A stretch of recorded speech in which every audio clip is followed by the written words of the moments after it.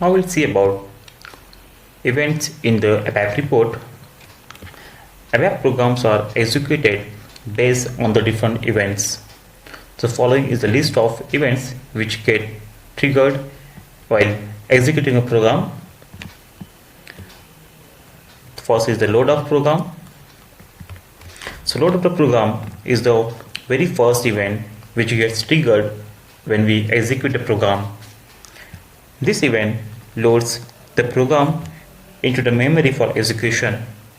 So all the type declaration which we declare in the program that get executed while the event triggered, that is the load of program. And the syntax for writing this is simply the load -of program. This is not a case sensitive. So you can see here it is my program ZUD_report_events. Just to show the trigger point, I have make a breakpoint. After load of program, I have initialization. So as soon as we execute the program, so very first point where system will stop, so we can see it is a load of program. This is the very first event which gets triggered after executing the program. Then it moves to the initialization block.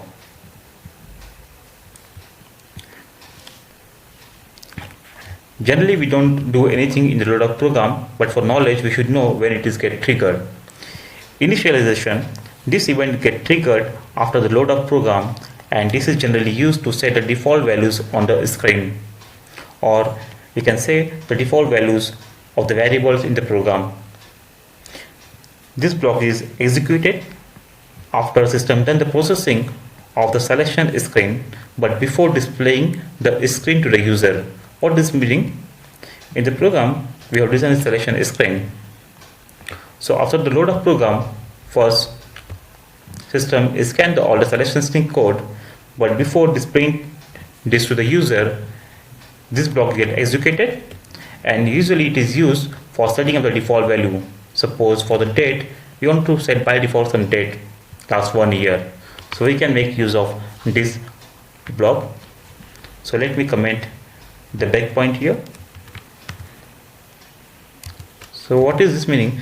If you see here in the initialization block for this A date, I want to append by default the row value is -365 days from the today's date, and in the high value I want to pass the today's date. So this is the way how to pass a default value to a particular field. As this is a select option, so in the select option we have to pass that is I, that is include, and if you are giving the range that is from and to, then we have to use BT, that is known as the between, and the low value is the from value and the to value. Okay, just execute. So you can see by default this is the today's date, and if you add the -365, it will come to 30th August of 2019. So in this way, the initialization block is used to set up the default values on the screen. After that, we can see there is an event called add selection screen output. This event acts as a PBO, that is called as the process before output.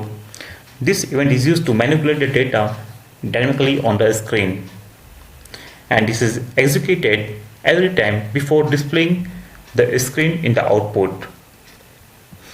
So if you see here, for this event I have written some code at selection screen output. What I am doing here, based on the radio button which is selected, I am setting some default value. So every time if we perform any operations on the selection screen, or if you trigger any user command, this block get executed, and inside this block we can write our logic. Okay, so what I have done here, if you execute, so based on the radio button I have done some changes on the selection field. If I press the work order, as soon as I press the work order, we can see the default value here, and it is gray out. Means user cannot type the value here because it is automatically set by the system. If I press the service order, then again system has set some default document type and it is gray out. But if I select all, then the field is enabled. Okay, go back, have a look again at the same event, that is add selection screen output. So if my ready button all is selected, clear this, that is the document type, and don't do anything. But if the work order is selected, so I am passing the default value as XSWO, and same for the work service order, I am passing ZLOC. And by making a loop at the screen, I am just making as input equal to 0 or active equal to 0. When we say input equal to 0, that field is gray out, not ready for input, it is only display field. But when we make this as active equal to 0, that will be disabled from the screen. Again, have a look at here, what is mean by input 0 and active 0. So by default we can see here the created by is there and the purchasing document type is there. If I select this, then here on this I make the purchasing document type as input equal to 0. This means that we can see that field on the screen. But the second field before this, that was created by, that I have made as active equal to 0. So that field is not on the screen. Again, if I press all, so you can see that field is appearing here. Okay, so in this way we can use the event, that is the add selection screen output. Add selection screen on field, this is generally used for the validation of the input value. Suppose you want to check whether the data which is entered on the screen, that is valid or not. In that case we can make use of this event, that is add selection screen on, and here we have to give the field name, and after this we have to write our code logic. There is one more event that is called the add selection screen on value request. So this event is used whenever user press the F4 button or click on the search help, this event gets triggered, and we can write our logic inside this block. This is mostly used to provide the F4 help in a customized way. So if you see here, for this, for my field, that is the ER num, that is created by, what I have done here add selection screen on value request for that field. Though means that is from field. I have made an internal table, and I am showing that internal table values to the user to this function module, that is F4 underscore int underscore table. So inside this event we can make our logic. So I am displaying the internal table value, and the values will be developer 1, the technical, and the functional in the user ID that is created by. If you execute, as soon as I press F4 or I click on this icon, so I can see value from that logic here. Through this we can pass the value to the selection field. So this is called as the add selection screen on value request. Next is, that is the help request. If you press the F1 button on a particular field, if you have any customized documentation, that will get displayed. If you not added this event in your program, then the standard documentation for that field is get displayed when you press the F1.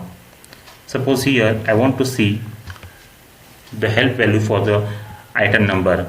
So if I press F1 here, so the system will show the documentation for that field, like the item number of the purchasing document. This is the standard document which is appear because I have not written the logic for this event.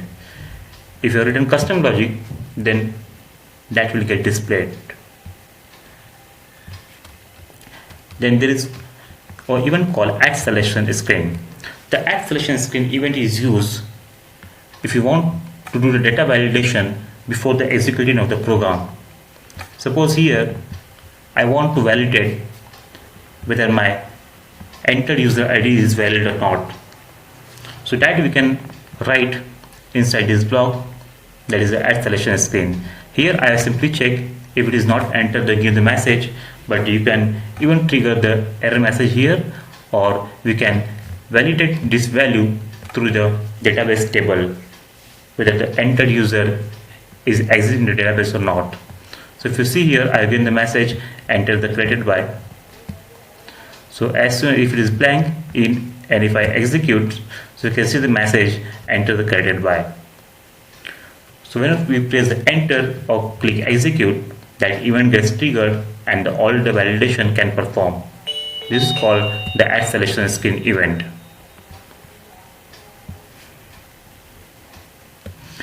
Start of selection, like after all the base validations and the dynamic changes, we can use the start of selection and the end of selection. The start of selection is used just to begin the writing of the business logic. As we have created 2 programs so far, so we have written our logic inside the block, that is the start of selection and the end of selection. So we can see here, inside the start of selection and the end of selection, we have written our business logic. So between these we can write our logic, and the top of page and the end of page. If you want to display the heading and the footer value for your program, then we can make use of top of page and the end of page event. So I have one more program on that. Let me show that program. I think I have that code inside that block. So here you can see the report heading in the top of page block, and this is the end of page. So this I have written using the event that is called as top of page and end of page. So on every page we can see this type of heading, and also in the end of page. So like this we can make use of top of page and end of page event. For using the end of page event, it is mandatory to mention the line count at the top of the program. If you're not mentioning the line count at the top of the page, that event doesn't get triggered. Okay, so like this way we have to add the event that is called the top of page and the end of page. So this is all about the events in the ABAP reports. This section was more about theoretical, but in all the future program, at least one of the event we will be using in every program. So that's why it is very important to understand what are the different events available and what is different between the different kind of events and when to use that events. So in this way we done with the session that is ABAP reports events.